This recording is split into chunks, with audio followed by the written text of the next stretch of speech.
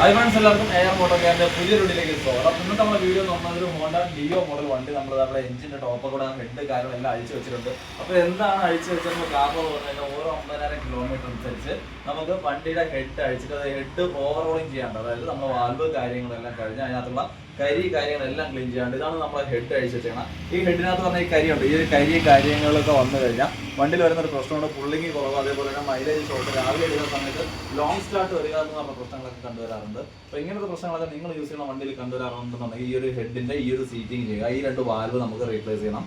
Valve മാറിക്കൊണ്ടാണ് നമ്മൾ ഈ ഒരു കരിയെല്ലാം ക്ലീൻ ചെയ്തത്. ലെയ്ത്തിൽ കൊടുത്താൽ നമ്മൾ കരിയെല്ലാം ക്ലീൻ ചെയ്ത് മാറ്റുന്നത്.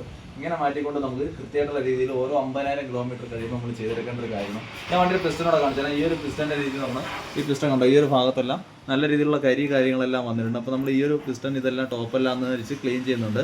അപ്പോൾ ക്ലീൻ ചെയ്തുകൊണ്ട് തന്നെ നമ്മൾ ഈ ഒരു ഹെഡ് കാര്യങ്ങളെല്ലാം ചെയ്താണ് നമ്മൾ സെറ്റ് ചെയ്യാനായിട്ടുള്ളത്. അപ്പോൾ ഈ ഒരു കാര്യം പലർക്കും അറിഞ്ഞുകൂടാന്നുള്ളൊരു കാര്യമാണ് സംശയം, അല്ലെങ്കിൽ കാര്യം ചെയ്യാൻ മറന്നു പോകുന്ന ഒരു കാര്യം തന്നെയാണ്. അപ്പോൾ ഈ ഒരു കാര്യം കറക്റ്റ് ചെയ്യേണ്ട ഒരു കാര്യം തന്നെയാണ്. അപ്പോൾ ഈ ഒരു വീഡിയോ കുറിച്ച് നിങ്ങളുടെ അഭിപ്രായങ്ങളും നിർദ്ദേശങ്ങളും കമന്റ് ബോക്സിൽ എഴുതുക. മറ്റൊരു വീഡിയോ കാണാം. Bye bye.